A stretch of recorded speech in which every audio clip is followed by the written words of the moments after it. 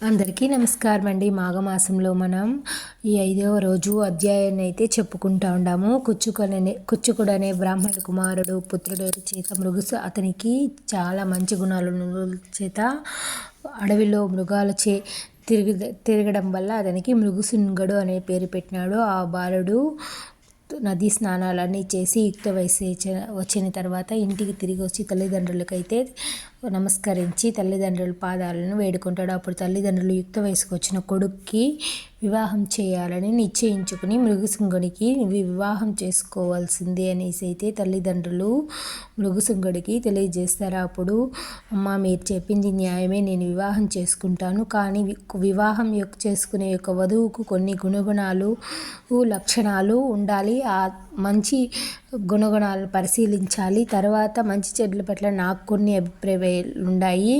వివాహం కావాల్సిన స్త్రీ ఎలా ఉండాలో నేను కొన్ని చెప్తాను. అలా ఉన్న స్త్రీని అయితే నేను వివాహం చేసుకుంటానని అయితే మృగశృంగుడు తన తల్లిదండ్రులతో చెప్తాడు. తల్లిదండ్రులు కూడా చాలా సంతోషించి నీకు అలాంటి కన్యని వివాహం చేయాలని తలుచుకుని ఆ భగవంతుడిని స్మరించు అనేసి కుమారుడికి చెప్పి వాళ్ళు కూడా వివాహ ప్రయత్నాలు అయితే చేస్తూ ఉంటారు. అప్పుడు మృగశృంగుడు ఒక వధువు వివాహం కావాల్సిన కన్య ఎలా ఉండాలి అనేది అయితే ఈ వీడియోలో మనం తెలుసుకుంటామండి. ఒక వివాహం కావలసిన కన్య వధువు గుణవతి, శీలవతి అయి ఉండాలి. పెద్దలను ఎప్పుడూ గౌరవించాలి. ఆరోగ్య సూత్రాలని పాటిస్తూ ఉండాలి. అసూయ ద్వేషాలు లేకుండా ఉండరాదు. మర్యాద మన్ననలతో మెలగాలి. అందరినీ సమభావంతో చూడాలి. పక్షపాతంలో పనికిరాదు. అత్తమామలను ఆదరించాలి. వినయ విధేయులతో మెలగాలి. భర్తను తొలనాడరాదు. భర్తకు అనుకూలంగా మెలగాలి. మంచితనము నెమ్మదితనంతో ఉండాలి. కారేషు దాసి, కరణేషు మంత్రి, శయనేషు రంభ, క్షమయా దరిత్రి అని పెద్దలు చెప్పినట్లు ఇంటిలో పనిలో దాసి వలె భర్తకు సలహా ఇచ్చుటలో మంత్రిగాను, భర్తను సుఖింపజేయుట శృంగార దేవతగాను భూదేవి అంత ఓర్పుతో అయితే ఉండాలి. ధర్మార్థ కామ మోక్షాలు ఎరిగిన వారికి అనుగుణంగా మెలుగుతూ మోక్షాన్ని పొందు మార్గం అన్వేషించేదై ఉండాలి. నిత్యము ధర్మబుద్ధి కలిగి ఉండాలి. దైవభక్తి పరాయి ఉండాలి. ముఖ్యంగా వధువు పుట్టినింటికి మెట్టినింటికి పేరు తెచ్చేదిగా ఉండాలి. ఈ లక్షణాలను స్త్రీని వివాహం చేసుకోవడం వల్ల ఆ దంపతుల సంసారం జీవితం 3 పువ్వులు 6 కాయలుగా ఉంటుంది అని చెప్తాడు మృగశృంగుడు. పెద్దల మాటను, భర్త మాటను జవదాటకుండా వారికి అనుగుణంగా నడుచుకునే స్త్రీ పరమ పవిత్రురాలై దైవ సన్నిధికి చేరుతుంది. కాబట్టి అట్టి సద్గుణతర సంపన్ని అయిన స్త్రీని వివాహం ఆడాలి. అందరినీ ప్రేమానురాగాలతో సమభావంతోనూ చూడాలి. అట్టి స్త్రీ ప్రజలందరి చేత ప్రశంసలు పొందగలదు. కీర్తి ప్రతిష్టలు ఆర్జించగలదు. చల్లని తల్లి అని 10గురి చేత మెప్పు పొందాలి. సద్గుణములు గల భార్యను పొందిన వానికి అంతకంటే వేరొకటి స్వర్గం ఉండదు.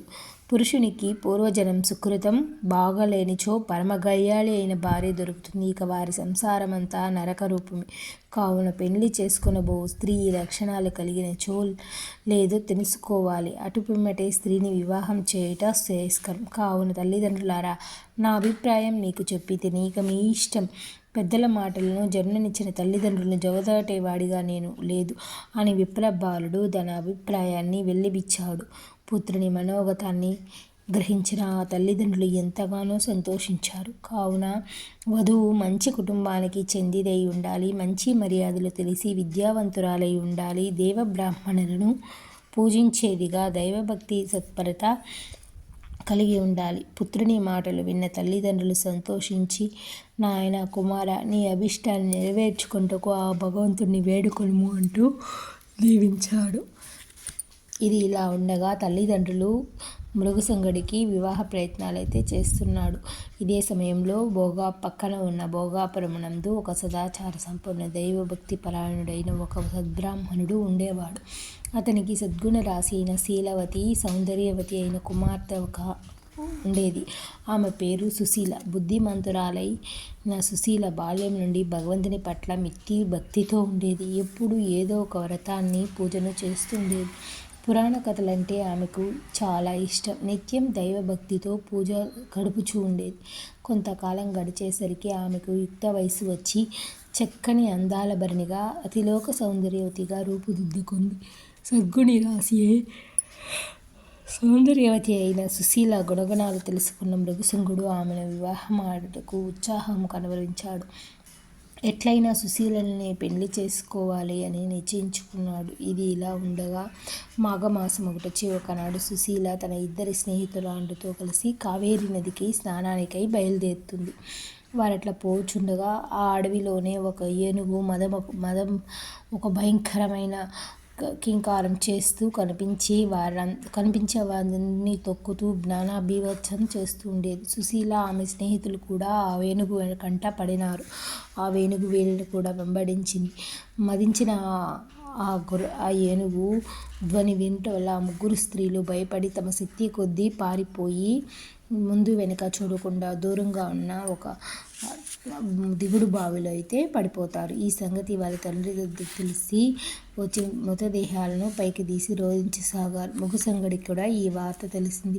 పరుగున వచ్చి మృతదేహాలు చూసేరు. తల్లిదండ్రులు చూసి వాళ్ళ తల్లిదండ్రుల ఏడుపును చూసి చలించిపోయాడు, దుఃఖించాడు. ఆ విషాద తన్ని ముకుండుని హృదయాన్ని కలించి వేసింది. ఎందుకు ఇట్లా జరిగిందో అనుకున్నాడు. ఎట్లయినా వారిని బ్రతికించాలని నిర్ణయించుకుని వారి తల్లిదండ్రులతో మృతదేహాలను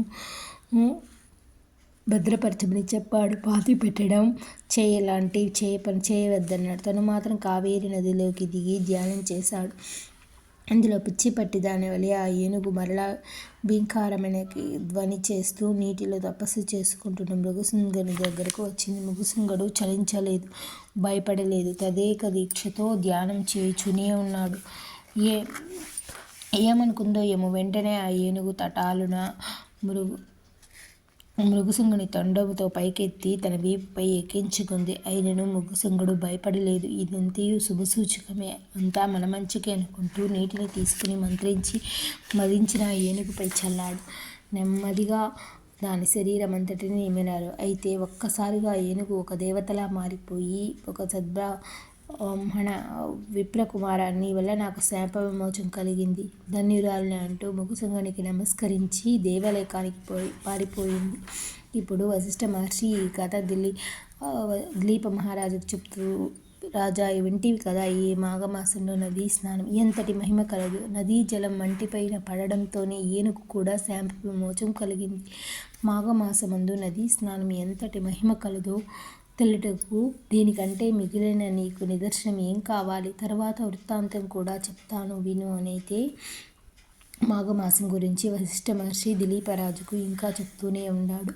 ఇది ఇలా ఉండగా ఏనుగు శాప విమోచన తర్వాత మృగశృంగుడు కావేరీ నదిలో దిగి మృతి చెందిన ముగ్గురు స్త్రీల గురించి ఘోర తపస్సు అయితే చేస్తూ ఉంటాడు. ఆ ముగ్గురు స్త్రీలు ఎలాగైనా బ్రతకాలని పట్టుదలతో ఆ యమధర్మరాజు గురించి తీవ్ర తపస్సు చేస్తాడు. తదేక దీక్షతో నిశ్చల మనసుతో ఘోర తపస్సును చేస్తున్న మృగశృంగుడు యముడు ప్రత్యక్షమై, వత్స, నీ తపస్సుకు కఠోర దీక్షకు కడు సంతసిస్తుంది.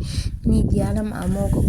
ముగ్గురు స్త్రీలను కాపాడనే నీ కోరిక పరోపకారం ముగ్ధుడయ్యాను. మృగశృంగ, ఒక యమధర్మరాజు గురించి ఇంతలో తపస్సు చేసిన వారు మరి ఎవరూ చేసి ఉండలేదు. నాకెంతో సంతోషంగా ఉంది. నీకేం వరం కావాలో కోరుకో, నీ కోరిక తప్పక నెరవేరుస్తానని యమధర్మరాజు అంటాడు. యమధర్మరాజు పలుకులు విన్న మృగశృంగుడు కనులు తెరిచి చూశాడు. ఎదురుగా యమధర్మరాజు శాంత స్వరూపంతో ప్రత్యక్షమయ్యాడు. వెంటనే మృగశృంగుడు ముకుళితహస్తుడై నమస్కరించి, మహానుభావ, ఎంతట ఘోర తపస్సాలకైనా లభించిన నీ దర్శన భాగ్యం నాకు లభించింది.